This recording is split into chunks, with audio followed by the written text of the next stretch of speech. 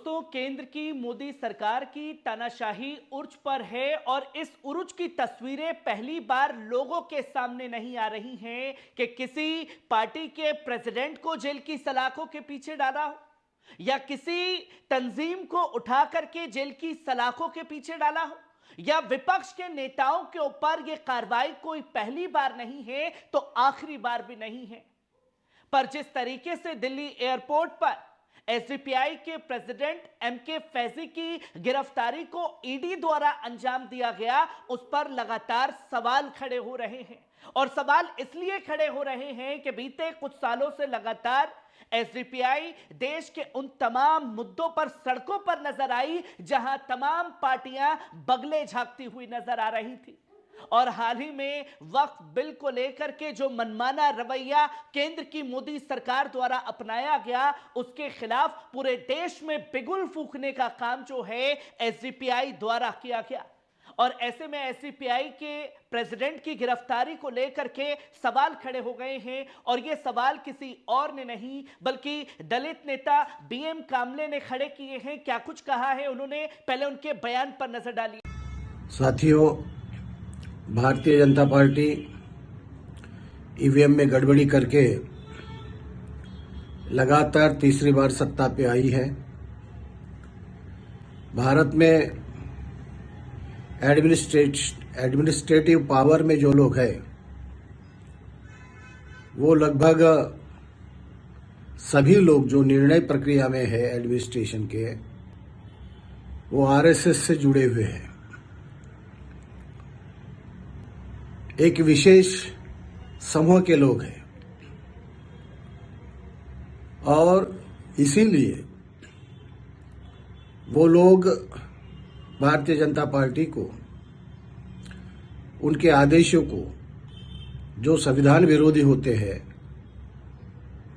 उसको लागू करते हैं, उसको अमल में लाते हैं। हमने देखा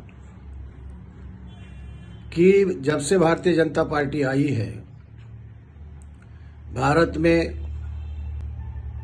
ईडी एनफोर्समेंट डिपार्टमेंट ये बहुत ज्यादा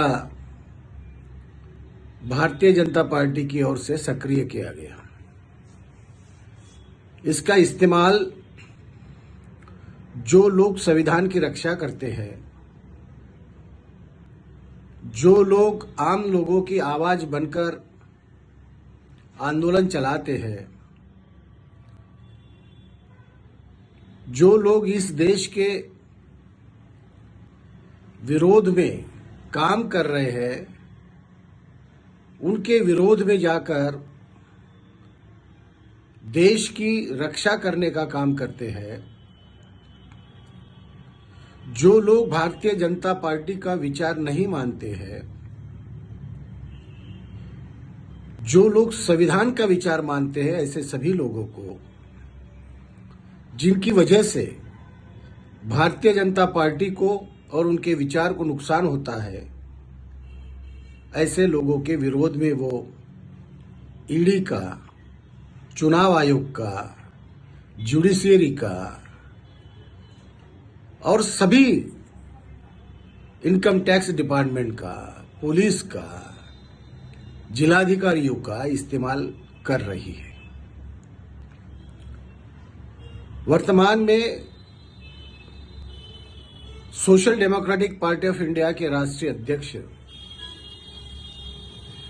माननीय एमके फैजी साहब को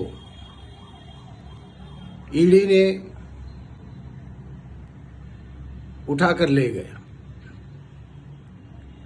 सोशल डेमोक्रेटिक पार्टी ये देश के आम जनता की आवाज, चाहे वो शेड्यूल कास्ट हो, शेड्यूल ट्राइब हो, आदिवासी हो और माइनॉरिटी हो, इसकी आवाज उठाती है। मुसलमान यदि मुसलमान की आवाज उठाता है तो भारतीय जनता पार्टी को कोई एतराज नहीं है। आदिवासी की आवाज उठाता है तो भारतीय जनता पार्टी को कोई एतराज नहीं है। शेड्यूल कास्ट की आवाज उठाता है तो भारतीय जनता पार्टी को कोई एतराज नहीं है। मगर जब आप सभी लोगों की आवाज उठाकर उनको संगठित करना चाहते हो तो जरूर भारतीय जनता पार्टी को दिक्कत है, नुकसान है। और इसीलिए मैं ईडी का, भारतीय जनता पार्टी का और देश के समस्त सरकार से संबंधित लोगों का, जो जो लोगों को ईडी का डर दिखाकर जेल में डाला गया था, ईडी का डर दिखाकर उनको अपने पार्टी में शामिल किया गया था, भारतीय जनता पार्टी में ईडी का डर दिखाकर सरकारें गिराई गई है। ये सारी चीजों का social democratic party of India का राष्ट्रीय उपाध्यक्ष होने के नाते इसका विरोध करता हूं। और हम लोग इसके विरोध में, जो लोगों के विरोध में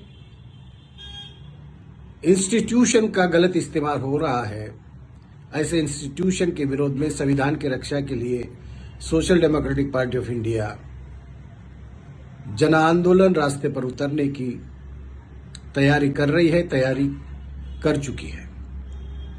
और हम सभी पार्टियों को, आज हम गिरफ्त में हैं, आप तमाशा देख रहे हो, कल आप गिरफ्त में रहेंगे, हम तमाशा नहीं देखेंगे, आपकी लड़ाई भी हम लड़ेंगे, आप साथ दो या ना दो। हम जनता के साथ हैं, संविधान के साथ हैं और संविधान की रक्षा के लिए, देश की आम जनता के लिए, सभी जनता के लिए हम लोग जेल जाने के लिए भी डरते नहीं हैं। Social democratic party of India के राष्ट्रीय अध्यक्ष M.K. फैजी साहब को जल्द से जल्द रिहा किया जाए और इस देश में संविधान के दायरे में रहकर भारतीय जनता पार्टी काम करे और सभी विरोधी पार्टियां इसका विरोध करें, ऐसा मैं सभी पार्टियों को अनुरोध करता हूं। और आगे चलकर यदि हम लोग अलग अलग खेमे में, जाति और धर्म में बंटकर भारतीय जनता पार्टी का विरोध करने का काम करेंगे तो ये कभी सफल नहीं होगा। इसके लिए सारी आवाम को, सारी उन विचार के पार्टियों को जो संविधान को मानती है, उनको हम रिक्वेस्ट करते हैं कि मिलजुल कर इस देश में संविधान बचाने के लिए, देश को बचाने के लिए भारतीय जनता पार्टी और उनके संबंधित जो संगठन है उनके विरोध में। आपने सुना BM कामले को, जहां उन्होंने साफ तौर पर कहा कि मोदी सरकार जो है लगातार उस आवाज को कुचलने का काम कर रही है जो उसके खिलाफ बिगुल फूंकने का काम करते हैं। और ये कई बार ऐसा देखने को मिला है कि जब जब किसी ने कोई एक्टिविटी की है तो उसे उठा करके जेल की सलाखों के पीछे डाल दिया जाता है। और ऐसे में क्या इस गिरफ्तारी के बाद SDPI डर जाएगी, सहम जाएगी? क्या जिस तरीके से आवाज को बुलंद करने का काम किया जा रहा था वो बंद हो जाएगा? पर यहां तमाम नेताओं का, तमाम जाति वर्ग के लोगों का जो समर्थन अब SDPI को मिल रहा है, उसे कई चीजें लगातार लोगों के सामने आने लगी हैं। कैसी लगी खबर? कमेंट बॉक्स में आकर के अपनी राय जरूर दीजिएगा। शुक्रिया।